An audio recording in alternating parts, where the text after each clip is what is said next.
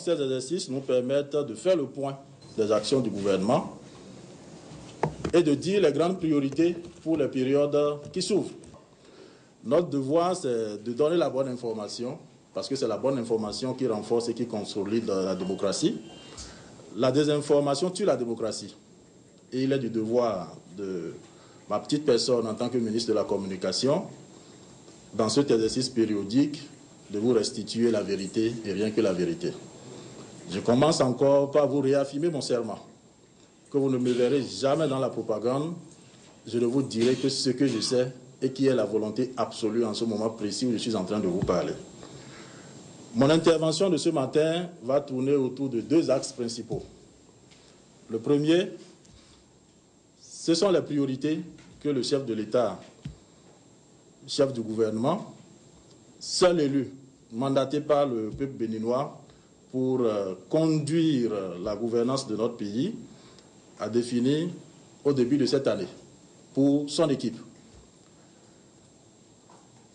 Dans un deuxième moment, nous allons aborder les questions d'actualité, comme je l'ai dit tantôt. Et parlant justement des grandes priorités du chef de l'État, qui ont été affirmées lors du tout premier Conseil des ministres de cette année 2014, elles sont essentiellement relatives à tout ce qui concourt à la réalisation de la vision du Bénin 2025 à la FIA, et déclinées à travers les objectifs stratégiques de développement, et traduit par la stratégie de croissance pour la réduction de la pauvreté. C'est ça, la Bible de l'intervention de la gouvernance au niveau de la gouvernance politique, économique et sociale de notre pays.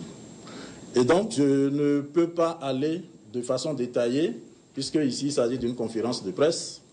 Je vais prendre juste quelques axes. Le premier axe que je prendrai, c'est les questions d'infrastructures de soutien à la production. Au début de l'année, quand le chef de l'État a convoqué le tout premier Conseil des ministres qui a eu lieu le 2 janvier, il a d'abord affirmé son attachement pour les questions de la lutte contre la corruption.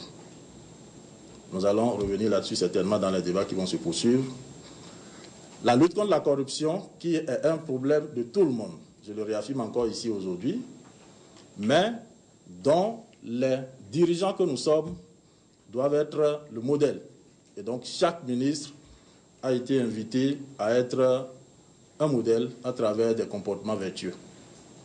Et traduire ce modèle au niveau de tout son appareil, c'est-à-dire au niveau de tous les collaborateurs. Ça, c'est le préalable. Mais lorsque nous partons de ce préalable, quant à ce qui concerne les infrastructures de soutien à la production, nous allons aborder quelques petits axes, sous-axes. Le tout premier, la charité bien ordonnée commençant par soi-même. Je commencerai par les questions des télécommunications ou des communications électroniques et de la poste en général. Jusqu'à un passé récent, ce secteur n'était pas perçu comme un secteur d'infrastructure de soutien à la production. Mais aujourd'hui, il est important de remarquer que les technologies de l'information et de la communication s'imposent dans tous les compartiments de la vie, puisque rien n'est possible sans ces technologies de l'information et de la communication. Et donc, le chef de l'État en fait sa priorité et accompagne très fortement notre vision au niveau de ce ministère qui est de faire du numérique la chose la mieux partagée au Bénin. Ainsi donc, pour l'année 2014, les priorités qui nous ont été définies et qui sont d'ailleurs traduites dans notre feuille de route tournent essentiellement autour des grandes réformes que nous devons opérer pour l'avènement effectif du haut débit au Bénin. Et parlant justement de ces grandes réformes, dans le sous-compartiment de l'Internet, par exemple, la réforme majeure, c'est celle de Bénin Télécom SA. C'est l'opérateur historique. Et sans que Bénin Télécom ne se repositionne dans un environnement ou dans un compartiment de l'environnement global des télécommunications qui soit de nature à impulser un rôle de plateforme pour l'ensemble des autres acteurs, cela ne pourra pas marcher. Et donc aujourd'hui, nous sommes engagés dans la transformation institutionnelle de Bénin Télécom. Et comme vous le savez, au niveau de ce ministère, à chaque action, un délai. Nous nous sommes donnés jusqu'au 30 juin pour finir la transformation institutionnelle de Bénin Télécom, qui devra donner lieu à 2 nouvelles sociétés, dont une sera consacrée aux détails pour s'occuper spécifiquement des questions de l'Internet et de la gestion du réseau filaire, et l'autre à la gestion des infrastructures. Les deux sociétés vont ouvrir leur capital au privé parce que plus nulle part au monde, les télécommunications ne continuent d'être l'affaire du public. Et donc c'est une question qui préoccupe le chef de l'État et qui pense qu'il faut que nous allions très rapidement vers la transformation de Bénin Télécom pour en faire un centre de profit, c'est-à-dire une structure qui génère du revenu, non seulement pour les travailleurs, mais aussi pour l'économie nationale. Toujours dans ce même ordre de réforme, nous allons parler de la Poste. Notre Poste, vous le savez tous aujourd'hui, est dans une situation de déliquescence. Et donc, le gouvernement a marqué son attachement à faire en sorte que la Poste du Bénin, d'ici le 30 juin, soit une poste qui commence par avoir une existence juridique. Et comme vous le savez, vers la fin de l'année, le gouvernement a pris tous les décrets qui peuvent permettre de faire le bilan d'ouverture de la Poste, qui a été créé depuis 2004, mais qui jusqu'aujourd'hui n'a pas un bilan d'ouverture et donc pas d'état financier. Nous sommes alors raisonnablement donnés pour objectif de faire en sorte qu'au 30 juin, nous finissions les questions de restructuration de la Poste pour qu'à partir de ce délai, la Poste devienne une structure qui soit sur le chemin de la prospérité.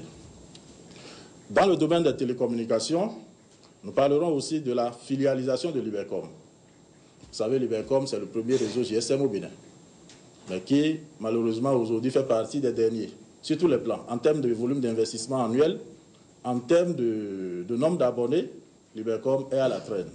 Donc, le gouvernement a dit qu'il faut choisir comme priorité la transformation de l'Ibercom. Et à l'heure où je vous parle, nous sommes en instance de lancement du dossier d'appel d'offres pour l'ouverture du capital de la société l'Ibercom SA, qui est créée après son détachement de Bénin Télécom SA. L'autre grand rendez-vous par rapport auquel vous devez nous attendre au niveau de ce ministère, c'est l'obligatoire migration de l'analogique vers le numérique. Nos télévisions, à partir du 17 juin 2015, ne doivent plus être ce qu'elles sont aujourd'hui. Et donc, toutes les réformes qui doivent être faites au niveau de l'ORTB, au niveau d'autres organismes privés de l'audiovisuel, doivent être de nature à faire en sorte que, rigoureusement le 30 juin, le Bénin ne soit pas en retard par rapport à ce rendez-vous qui est une révolution mondiale de civilisation et une révolution technologique. J'ajouterai quelques autres actions comme l'arrivée du deuxième câble sous-marin qui viendra renforcer l'existant en termes de redondance et offrir plus de capacité aux acteurs qui sont dans ce secteur. En clair, l'un dans l'autre, nous venons de loin quant à ce qui concerne le domaine des communications électroniques et de la Poste. Et vous avez dû constater que tous les rendez-vous que nous avons pris avec vous, jusque-là, assortis de délai, nous les avons respectés. Je vais parler, entre autres, du centre, du point d'échange Internet XP qu'on avait prévu pour le 19 décembre et qui a été rigoureusement inauguré ce 19 décembre. Nous avons prévu la création de la mise en place de l'agence universelle, de l'agence béninoise du service universel avant le 31 décembre. Ça a été fait. Nous vous avons promis qu'au plus tard, le 31 décembre, on mettrait en place en service le centre technique de l'audio et de l'autorité de régulation de la Poste et des télécommunications, ce qui a été fait. Et donc, toutes les dates que je vous donne ici, nous disons tout ça parce que nous sommes engagés à le faire après. Et ce sont des indicateurs de vérification sur lesquels vous pouvez nous évaluer. Ça, c'est ce qui concerne notre département. Sur le plan législatif, nous sommes très avancés pour que la loi sur les communications électroniques et de la Poste soit une réalité. Et nous voudrions saluer le Parlement qui a pris ce dossier à bras le corps et qui l'instruit en ce moment diligemment. Il en est de même pour le Code de l'information et de la communication qui fait déjà aussi son bonhomme de chemin. Le dernier rendez-vous que nous avions pris avec vous, c'est la question de la construction de la maison de la presse pour offrir à notre pays un carrefour où on peut aller à la mobilisation de la bonne information. Ceci limite un peu les sorties intempestives par des voies, on ne saurait l'expliquer, qui ne sont pas nécessairement les voies les plus indiquées et qui tendent à détruire le patrimoine que notre pays constitue à l'extérieur. Malheureusement, beaucoup de compatriotes béninois s'adonnent à cet exercice en donnant des informations au monde extérieur qui discréditent le Bénin sans savoir qu'ils sont en train de scier la branche sur laquelle ils sont assis. Donc notre devoir, c'est de faire en sorte que nous puissions mettre en place un point de mobilisation d'informations fiables qui puissent vraiment converger, c'est-à-dire assurer la convergence de toute la presse internationale, offrir aussi un cadre approprié pour la presse internationale qui vient d'avoir un point d'ancrage avant de démarrer ses activités à l'intérieur du pays. Ce centre, nous l'avons prévu aussi pour le démarrer, notamment avec la reconstruction du cabinet du ministre de la Communication qui a été victime d'incendie, comme vous le savez, le 20 décembre dernier. Voilà globalement ce que je peux vous dire sur le domaine, le secteur dont nous avons la charge, mes collaborateurs et moi. Nous n'allons pas aller plus en détail, mais comme vous le savez, nos portes sont toujours ouvertes. Nous sommes toujours en journée portes ouvertes, je vais toujours vous le rappeler. Au titre toujours des infrastructures de soutien à la production, je parlerai des transports. Comme vous le savez, la route du développement passe par le développement de la route. Et donc, cette logique gouverne toutes les actions du chef de l'État dans le domaine des transports. Et donc, en début de cette année, il a déclaré que dans le sous-secteur des transports, la rénovation de nos axes routiers soit une priorité. Et comme vous le constatez, beaucoup de chantiers sont ouverts et beaucoup de chantiers sont en instance d'ouverture. Et puis vous affirmez aujourd'hui que environ 1000 km de voies sont en chantier et encore un peu plus de 1000 km sont en instance d'étude. Et toutes ces actions s'inscrivent dans une dynamique, d'accord, d'aménagement du territoire. Quand vous prenez par exemple les routes qui sont en construction ou celles qui sont en étude, c'est réparti de manière à pouvoir toucher toutes les localités de notre pays. Parce que toutes les localités de notre pays doivent être concernées par les questions d'aménagement du territoire et toutes les localités de notre pays doivent avoir la chance d'accéder à des infrastructures qui leur permettent d'assurer la vitalité économique de notre pays. Pour ce qui est du domaine de l'énergie et de l'eau, beaucoup de choses ont été faites. Déjà, pour les périodes qui sont clôturées au 31 décembre, mais au titre de 2014, le chef de l'État a encore réaffirmé sa détermination à continuer dans le domaine de l'eau, les efforts qui sont faits et qui font aujourd'hui de notre pays l'un des tout premiers, pour ne pas dire le premier, en matière de réalisation de l'objectif du millénaire pour le développement ayant trait à l'eau. Et si toutes les tendances sont bonnes, d'ici quelques temps, nous allons atteindre 75% d'accord d'accès à l'eau dans le milieu urbain et un peu moins de 68% dans le milieu rural.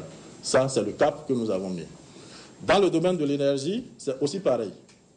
Nous sommes passés d'un taux de desserte en 2006 de 10% à 48% aujourd'hui. Et l'objectif, c'est de faire en sorte qu'avant la fin de l'année, on soit à 75% et avant la fin de l'année 2015, qu'on soit autour de 100%. Bon, beaucoup me poseront la question de savoir, mais s'il en est ainsi, pourquoi beaucoup de localités restent sans électricité? Je crois qu'il faut pouvoir situer les parts de responsabilité. L'État n'a pas pour vocation à aller tirer les compteurs dans les ménages. L'État a pour vocation à construire les infrastructures. Mais il se fait que, dans sa volonté d'assurer vraiment un taux de décès appréciable au niveau du territoire, et dans sa volonté de l'inclusion au niveau de toutes les actions sociales, il y a beaucoup de localités qui sont touchées où malheureusement les gens n'ont pas les moyens pour pouvoir se prendre des compteurs eux-mêmes. Et donc, ça, pour faire l'évaluation, il faut plutôt aller vers la responsabilité des ménages qui doivent aussi faire des efforts pour pouvoir, une fois que l'État amène les infrastructures dans les localités pour pouvoir accroître le taux de décès, que les ménages aussi puissent jouer leur partition. Vous me demanderez aussi pourquoi nous vivons en ce moment précis les coupures intempestives de courant. Vous devez vous rendre compte que, comme je l'ai dit tantôt, pour le domaine des communications électroniques et de la poste, nous venons de très loin. Nous venons de très loin et notre pays est fortement dépendant, d'accord, de l'extérieur en ce qui concerne les capacités disponibles en matière d'énergie. Et c'est pourquoi, au titre des perspectives, le gouvernement a décidé, avec les orientations claires qui ont été données par le chef de l'État en début d'année, de faire en sorte que les efforts qui se poursuivent à travers la logique qui vise à doter le Bénin d'infrastructures qui assurent son autonomie énergétique se poursuivent. Vous avez vu, beaucoup de centrales sont en chantier, que ce soit par des financements souverain avec les partenaires multilatéraux et bilatéraux du Bénin, que ce soit par le partenariat public-privé. Mais les coupures que nous vivons en ce moment précis sont dues à la dépendance de notre pays de l'extérieur. Et donc, particulièrement ces derniers moments, le Ghana, qui a l'habitude de nous livrer une bonne quantité d'énergie, a connu ses propres problèmes. Ce qui réduit drastiquement les possibilités de fourniture, d'accès de l'énergie au Bénin. Et donc, le ministère de l'Énergie est obligé de jouer à l'arbitrage pour pouvoir servir le pays. Et c'est ça. Ceci appelle de notre part une mobilisation autour des actions parce que, qu'on le veuille ou non, il n'y a pas d'action sociale qui ne soit profitable qu'à un seul clan. Quand on parle du développement d'un pays, il concerne tout le monde, que l'on soit de l'opposition ou que l'on soit de la mouvance. L'énergie, elle profite à tout le monde. Il n'y a pas un pays où on dit parce qu'on est opposant, on a d'autres possibilités d'accéder à l'énergie, ou bien parce qu'on n'est pas mouvancier, s'il y a de l'énergie, on ne va pas accéder à ça. Donc nous devons nous mobiliser autour des questions essentielles plutôt que de nous distraire dans ce qui n'est pas la priorité du pays aujourd'hui. Lorsque j'aborde globalement ces aspects, je m'en voudrais de ne pas vous parler aussi du port autonome de Cotonou, qui est le poumon de notre économie. Au niveau de ce port qui est construit pour 2 millions environ de capacité de traitement de marchandises, j'ai pu vous dire qu'au 31 décembre, selon les chiffres qui sont communiqués par le port, on est allé à près de 7,44 millions de traitements de marchandises au niveau de ce port-là. Ce qui illustre la portée des réformes qui ont été effectuées au niveau du port. Et dans ce qui concerne la fluidité au niveau du port autonome de Cotonou, je peux vous dire que le nombre de jours en termes de séjour des marchandises au port a beaucoup évolué, passant de centaines de jours à 7 jours environ. Et je peux vous dire que depuis la fin de l'année passée, en plus de tout ce qui se faisait déjà depuis 2006, le chef de l'État a décidé de mettre un point d'honneur sur les politiques de promotion de l'emploi. Dans ces deux dimensions, l'auto-emploi et l'emploi salarié. Donc, par rapport à ça, beaucoup de ressources et beaucoup d'initiatives ont été prises.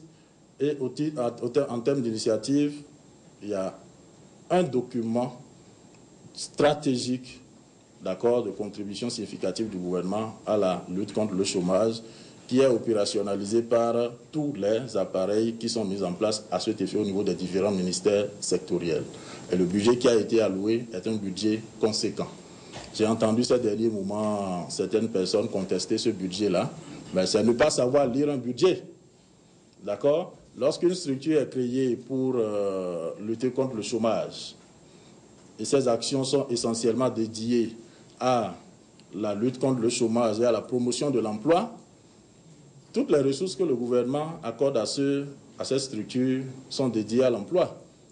On ne va pas donner un budget à la NPE pour qu'on aille comptabiliser ces ressources au titre du budget de la SBE. Et donc, quand je suis à l'intérieur de la NPE, si je dois évaluer les efforts du gouvernement en faveur de l'emploi, je dois prendre en compte non seulement ce qui sert à financer directement les programmes, mais ce qui sert à financer le fonctionnement de ceux qui sont chargés de mettre en œuvre ces programmes-là. C'est l'agrégation de tout ça qui a donné les 60 milliards qu'on vous a régulièrement communiqués. C'est comme ça qu'un budget se lit. Si ça se lit autrement, ça veut dire que la lecture se fait avec d'autres intentions derrière. C'est pareil pour les autres structures qui sont chargées de l'emploi. D'autres vous diront aussi que y a beaucoup de structures qui s'occupent de l'emploi. Je crois que ce n'est pas une analyse pertinente. Il faut voir le centre d'intérêt de chacune de ces structures-là. Vous ne pouvez pas fédérer, sinon mettre ensemble les efforts d'une structure qui fait de la promotion de l'emploi par le développement du leadership, par exemple, au niveau du ministère de, comment appelle-t-on, de la jeunesse, et dire que parce qu'on veut parler de synergie, on arrache ça et on envoie au niveau d'une structure qui est chargée du financement direct. Celui qui assure le leadership de la jeunesse, il fait aussi de la contribution à la promotion de l'emploi. Parce qu'un jeune qui développe ses capacités personnelles et qui arrive à assurer le leadership de son entreprise, lorsqu'il va vers le financement, il y a déjà une autre structure pour pouvoir l'accompagner. Voilà un peu comment nous mettons tout en orchestre.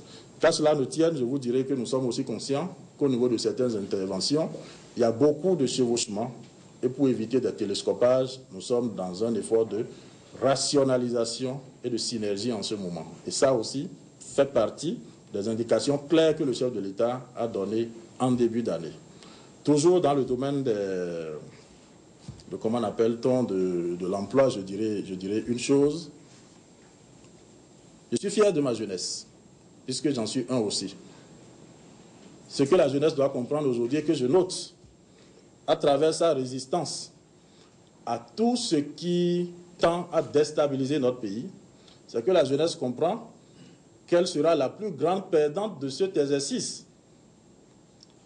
Que l'on soit d'un côté, d'un camp ou d'un autre, s'il y a insurrection au Bénin aujourd'hui, mes chers frères jeunes, pendant que nous sommes en train de trimer ici, ceux qui en sont les auteurs déjà pris leur avion, ils sont partis.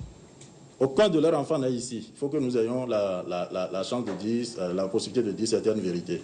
Aucun des enfants de ceux-là n'est ici. Moi, je suis rentré dans une voiture pour la première fois quand j'ai eu mon BPC. Pourtant, ceux qui appellent à l'insurrection aujourd'hui, leurs enfants n'ont même pas 10 ans avant de rentrer dans les avions. Les réalités ne sont pas les mêmes. Et pour la plupart de ceux-là, c'est des gens qui, avant, une fois sur les bancs, on va leur demander pardon pour venir travailler. Et ils ont fait ça pendant des décennies, et ils ne pensent pas qu'il est temps qu'ils s'en aillent. Maintenant, on dit c'est l'heure de la jeunesse, prenez un peu la gouvernance de notre pays.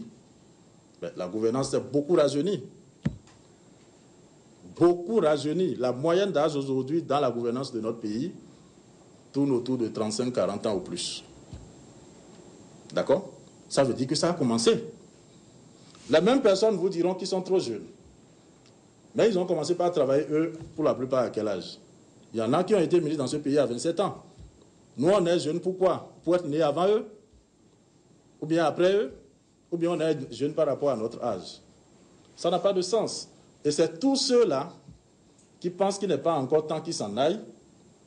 Et lorsqu'il y a eu reformatage de la gouvernance, nécessairement les intérêts ont été touchés. Et c'est la base de la crise que nous connaissons aujourd'hui.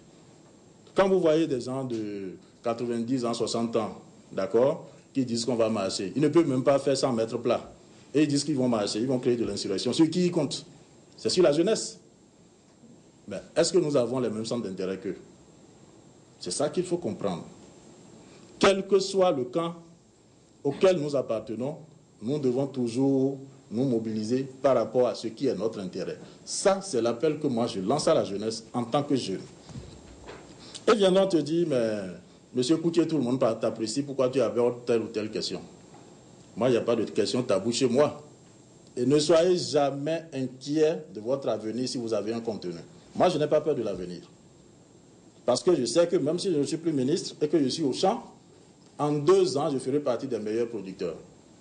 Pourquoi les gens vont venir vous dire qu'il ne faut pas aborder telle ou telle question parce qu'on va assurer votre avenir? Ils sont votre Dieu. Ils ne sont pas votre Dieu. Donc, il faut que la jeunesse comprenne là où se trouvent ses intérêts. Et que la jeunesse comprenne que les réalités d'aujourd'hui ne sont plus les mêmes que les réalités de ceux qui appellent à l'insurrection. C'est bien cela. Et c'est le changement de la gouvernance qui aujourd'hui est tel que les richesses du pays ne sont plus dans les mains de 2 ou 3 personnes ou d'une minorité qui font qu'on vit tout ça. Et nous devons nous mobiliser pour éclairer les gouvernants sur les options qui sont les meilleures pour nous. Et ils vous diront qu'ils choisissent comme thème central de leur militantisme le chômage. Si en près de 60 ans de présence au pouvoir, vous n'avez pas pu régler la question du chômage, ce n'est pas pendant que vous êtes à la touche que vous allez devenir des ingénieurs en création d'emplois. Et la question du chômage que nous vivons aujourd'hui, il faut en faire une analyse historique. La machine de production du chômage a commencé à partir de la fin des années 90. Qu'est-ce qui a entraîné ça? C'est la malgouvernance des décennies passées qui a entraîné les programmes d'ajustement structurel, oui ou non?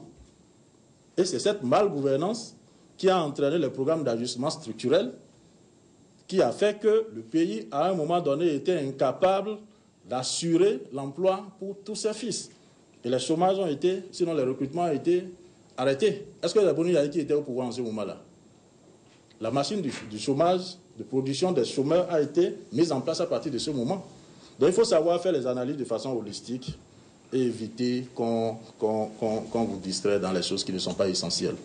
Qu'à cela nous tienne, nous sommes conscients de ce que nous devons travailler à faire de la lutte contre le chômage une question importante parce que une jeunesse oisive non seulement constitue une bombe, mais c'est un grand manque à gagner pour la République. Et la jeunesse elle-même aussi doit pouvoir comprendre que, contrairement à ce que nos aînés, qui ne sont pas prêts à partir pour nous laisser la place, ce n'est pas une question de guerre de génération.